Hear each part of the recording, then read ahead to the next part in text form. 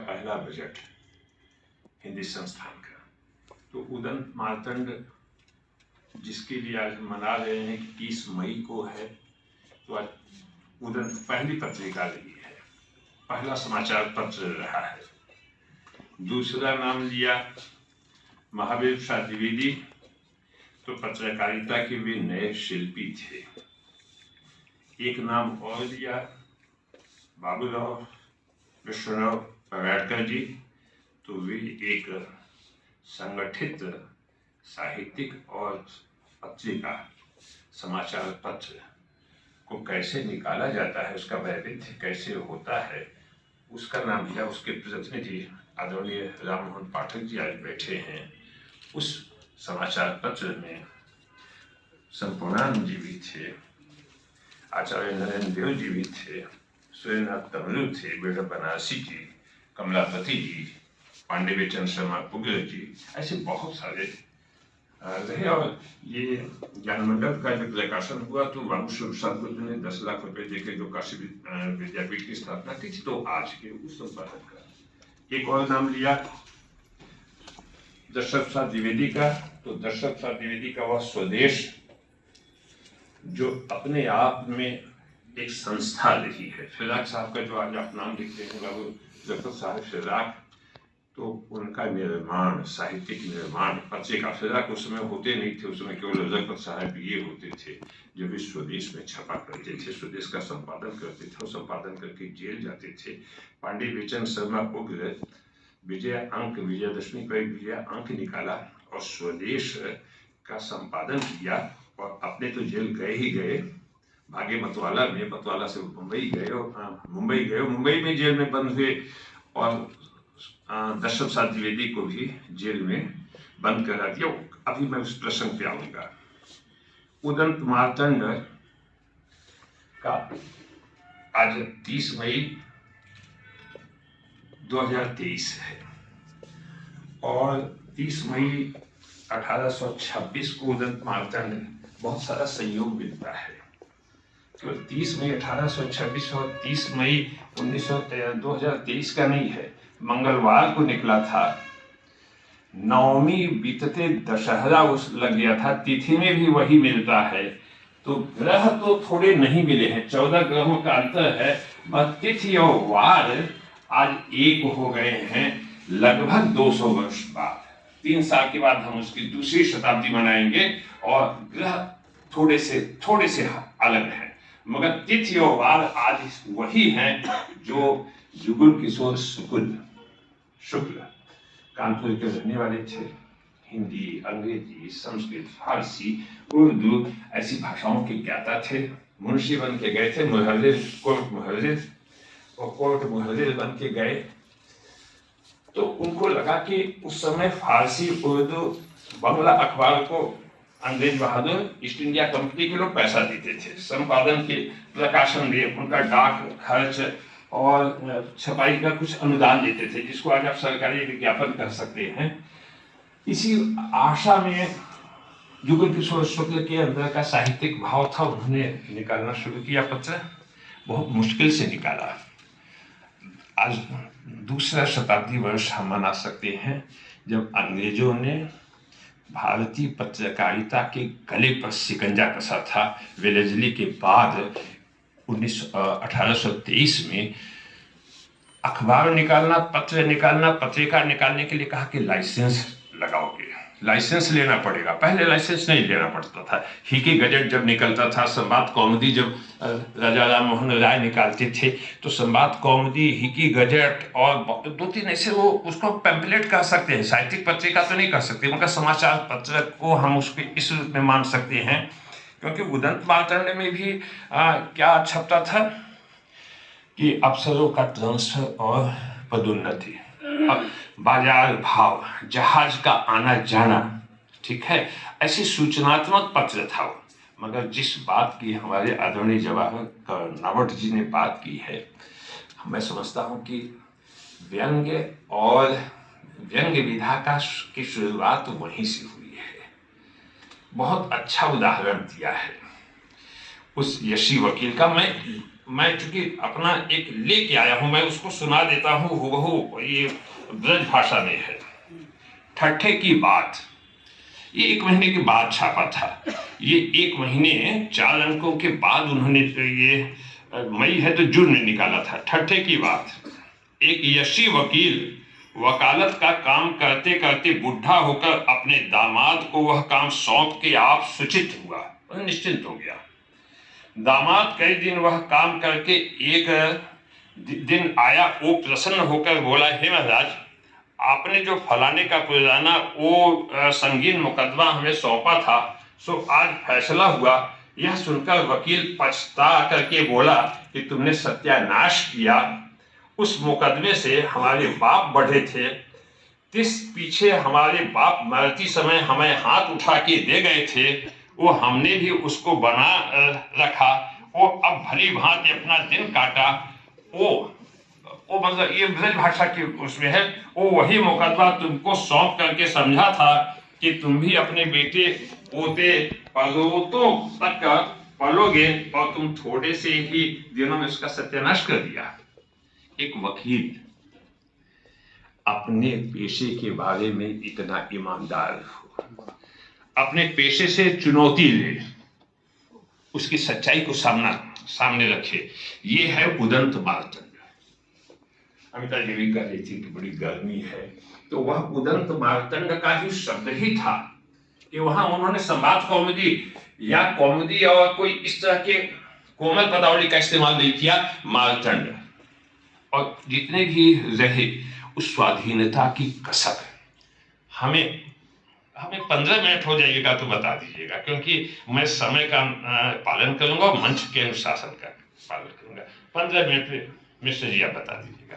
तो उदंत मार्तंड का जो नामकरण हुआ था वह था कि गुलामी के अंधेरे से हमारा प्रकाश हो। उदंत मार्तंड जहां जहां से जो हुआ वो फुल स्केप साइज में छपता था। ये सब चीजें तो हो गई हैं। और ये उसमें एक बहुत बड़ी बात थी, लखनऊ में लॉर्ड एमनहर्स्ट आए थे और वहाँ पे जनरल बहादुर का उदंत मार्तंड में एक जनरल बहादुर का सभा वर्णन है, मेरे पास है, मगर उसमें बहुत टाइम लग जाएगा। वो लंबी पूरे पैराग्राफ को लिख देते हैं, कहीं वो विसर्ग और खड़ी बारी वो नहीं लगाते हैं, पूर्ण विराम नहीं लगाते हैं, तो उसको समझने में भी टाइम लगता है, बोलने में भी टाइम लगता है। तो उन्होंने उस सभा का वर्णन किया है। सभा का वर्णन क्या किया है? फिजूल खर्ची बताया है।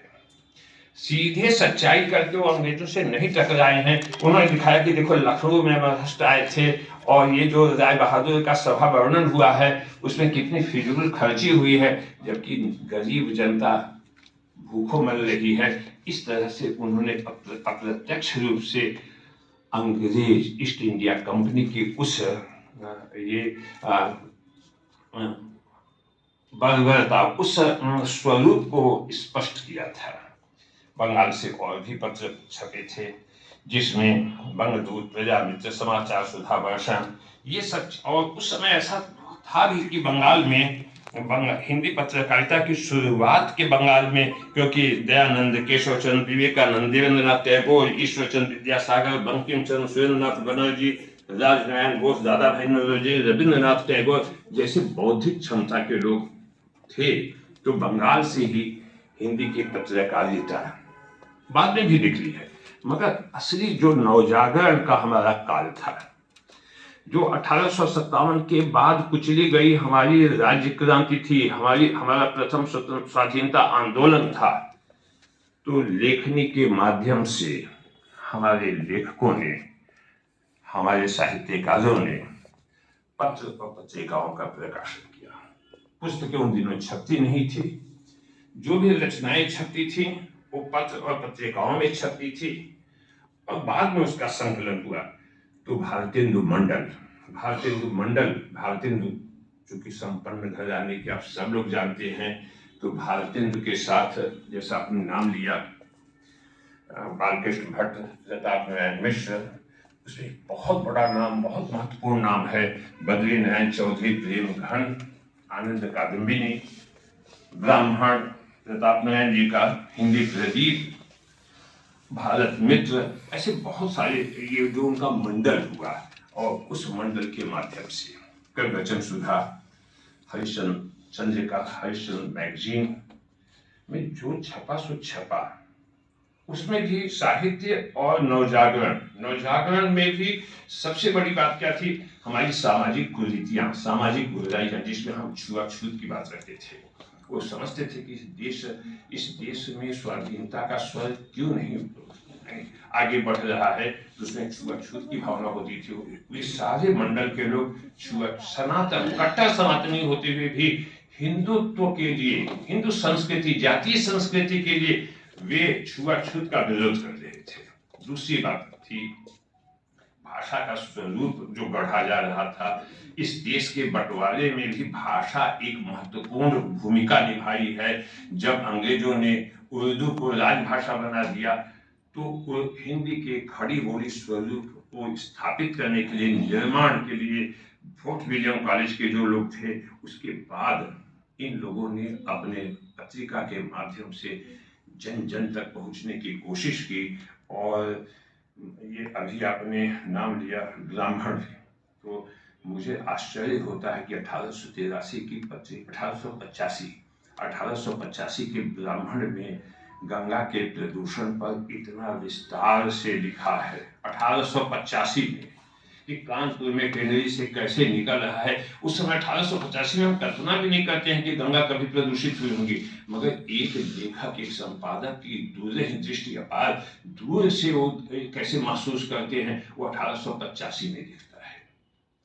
हिंदी प्रदीप की चर्चा की, 32 वर्षों तक हिंदी प्रदीप निकलने वाला हिंदी प्रदीप अपने अभाव में रहा है। कैसे कैसे निकला है, कैसे उसका जब वो बजट देते थे कि 10,000 रुपए का हमको यानी इसमें आया है, 16,000 खर्च हुआ है, तो हिंदी प्रदीप का निकलना अपने आप में हिंदी साहित्य के इतिहास, हिंदी साहित्य की पत्रकारिता के इतिहास में गजब की घटना है। और एक पत्रिका का नाम हम हिंदी साहित्य में जरूर से लेते हैं, उसका नाम है आनंद कादम्बिनी। आनंद कादम्बिनी बद्रीनारायण चौधरी, उपाध्याय पंडित बद्रीनारायण चौधरी, इनके घर वाले गोंडा से आजमगढ़ से गोंडा से ये लोग निकले थे।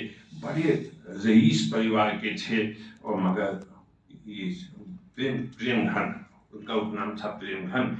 इन्होंने संयोगिता स्वयंवर आलोचना की शुरुआत, हिंदी आलोचना की शुरुआत आनंद कादम्बिनी से हुआ है। यह साहित्य का सबसे बड़ा प्रस्थान बिंदु रहा है, जब संयोगिता स्वयंवर का एक बहुत अच्छी समीक्षा दी है बद्रीनारायण चौधरी ने कि देखो आप समीक्षा वही करो, समीक्षा में प्रभावित मत हो। समीक्षा के जो उन्होंने मानदंड निर्धारित किए हैं कि आप समीक्षा प्रभावित होकर नहीं करेंगे। और दूसरी बात है, आप जब भी समीक्षा कीजिए तो विषय वस्तु से ज्यादा जानिए।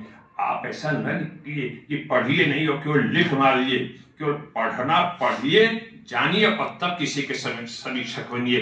तो संयोगिता स्वयंवर में एक आनंद कादम्बिनी का एक लेख है, विधवा विपत्ति वर्षा, ये 1882-83 में है।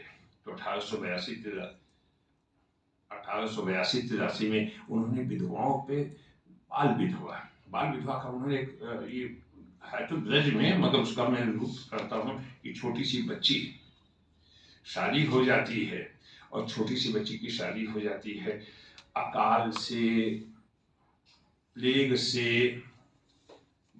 उसका 12 साल का लड़का है, 8 साल की लड़की है, 12 साल का लड़का मर जाता है, लड़की को कुछ पता ही नहीं है। कैसे गांव की औरतें आती हैं, उसको मारती हैं, उसकी चूड़ियां तोड़ती हैं, उसके सिर में ये धूल डालती हैं और कहती हैं कि रो, तुम कुलक्षणी हो, तुम घर के पीछे रहो, तुम ये न करो, तुम वो न करो। तो विधवा विपत्ति वर्षा अगर कोई पढ़ ले तो ऐसा पाषाण हृदय, पत्थर का दिल वाला भी होगा तो उसका हृदय पिघल जाएगा। विधवा विपत्ति वर्षा और एक बाल विवाह, उस समय की सारी पत्रिकाओं की एक बड़ा स्वर था कि बहुत सारी पत्रिकाएं, कुल मिला के हिंदी की साहित्यिक पत्रकारिता को जब आप 1867 से लेके आप 1945 तक देखेंगे तो एक तो कुछ लेखक, कुछ कवि सब में छपे हैं। ऐसा नहीं रहा कि कहीं ये कुछ को निर्माण किया है, कुछ पत्रिकाओं ने लोगों का निर्माण किया है, मगर लगभग सब में छपे हैं। बहुत सारे ऐसे कवि हैं जो जो हमारे जाने पहचाने नाम हैं। तो प्रेमघन जी ने भारतेंदु के समय ने जातीय चेतना जगाया है कि देखो आप जातियों में मत बंटो। उन्होंने हमारी सामाजिक कुरीतियों पर चोट किया है कि बाल विवाह मत करो, विधवाओं की शादी करो। शिक्षण में जिस बाला बोधनी की बात आपने कही है, तो बाला बोधनी की भूमिका में देखते हैं कि देखो सखी मैं आ गई हूँ, तुमको तुम्हारे सुख दुख की बात बताएंगे, तुम्हारे सही गलत की बात बताएंगे, तुम्हें क्या करना है क्या नहीं करना है। ऐसी नारी सशक्तिकरण का सबसे पहला पत्र एक तो बाला बोधनी है, दूसरा चांद भी ऐसे ही ये चांद की पत्रिका हृदय प्रकाश चांदी और रामकृष्ण सागर निकालते थे 1922 में। तो उसमें भी स्त्री के लिए मुकम्मल एक पत्रिका थी जिसमें संगीत भी था, खाना और संगीत के लय और स्वर और सब उसमें बनाते थे। तो एक और महादेवी वर्मा जी को चांद ने प्रोजेक्ट किया है। महादेवी वर्मा जी का फोटो छापता था चांद, और कि ये सुश्री महादेवी वर्मा बीए का एग्जाम दे रहे क्लाथेस्ट कॉलेज से, और जब पास होके आई सुश्री महादेवी वर्मा क्लाथेस्ट कॉलेज से पास हो गई। तो उसमें मर्यादा में प्रभा में, ये प्रभा की नहीं, ये चांद में। और ऐसे अभी वीणावादिनी वर्दे, तो मुझे अच्छी तरह से याद है कि वो मतवाला का वह अंक पंचमी का 1924 का पहले पेज पर वीणावादिनी वर्दे। तो निर्मला को कैसे पत्रिकाओं ने आगे किया, शिवभुजंग सहाय को कैसे आगे किया, पांडे बेचन शर्मा उग्र की सारे उपन्यास कैसे मतवाला में प्रकाशित होते गए हैं। और विवाद भी ठीक है, एक मैं क्योंकि टुकड़े टुकड़े में कर रहा हूँ, हमारे पास कितना समय खत्म हो गया, तो समय खत्म हो गया। तो विवाद भी जितना था, एक बात बस एक विवाद को मैं दो विवाद को मैं खत्म करके बताऊंगा कि पांडे बेचन शर्मा को ने एक चॉकलेट उपन्यास निकाला था, कहानियों का संग्रह था, जिसमें समलैंगिकता पे बात हुई थी। 1928 की बात है, समलैंगिकता पे। और समलैंगिकता पर जब उन्होंने लिखा तो वह अपने समय का बिल्कुल नयापन था। उन्होंने चोट किया था, ऐसा नहीं था कि ऐसी प्रवृत्तियां हमारे अंदर नहीं थी, ऐसी प्रवृत्तियां हमारी कुप्रवृत्तियां या दुष्ट प्रवृत्तियां कहिए, उन्होंने इसको साफ साफ जब लिख दिया तो हल्ला मच गया साहित्य के संसार में, विशाल भारत में, बनारसीदास चतुर्वेदी ने घासलेटी साहित्य, तो घासलेटी साहित्य से उसका जब खंडन शुरू कर दिया, और भाषा की स्थिरता पर बाल मुकुंद गुप्त और ये महावीर प्रसाद द्विवेदी से लंबा विवाद चला है। देव और बिहारी में तुलनात्मक चीजों में ये हुआ है। तो भाषाओं के विवाद में भी हमारी पत्रिकाओं ने खूब मजा लिया है, मगर आपसे संबंध नहीं बिगड़े हैं। लोग जवाब देते थे और चिट्ठी अलग से भेजते थे और लिखते थे, अपने पेपर में लिखते थे भाई मैंने बात तो कह दी है, मगर अब इस बात को छोड़ दो, अब इस विवाद को आगे, मगर पीछे से पोस्ट कार्ड भेजते थे कि जवाब दो, हमने तो छाप दिया है, अब आप जवाब दो। तो ऐसे विवादों के साथ, साहित्यिक विवादों के साथ ये पत्रिकाएं बहुत छपी हैं। मैं बताऊं आपको कि मतवाला की बात, स्वदेश की बात, आनंद कादम्बिनी की बात, इन सबों पर एक एक दिन का टाइम है। मंच का अनुशासन मेरे से माथे है। मैं अब ज्यादा बोलना नहीं चाहता हूँ। मैं आप सबके प्रति कृतज्ञ हूँ कि मुझे आपने सुना, और इस संस्थान के प्रति मैं आभार व्यक्त करता हूँ कि मुझे बोलने का अवसर दिया। धन्यवाद।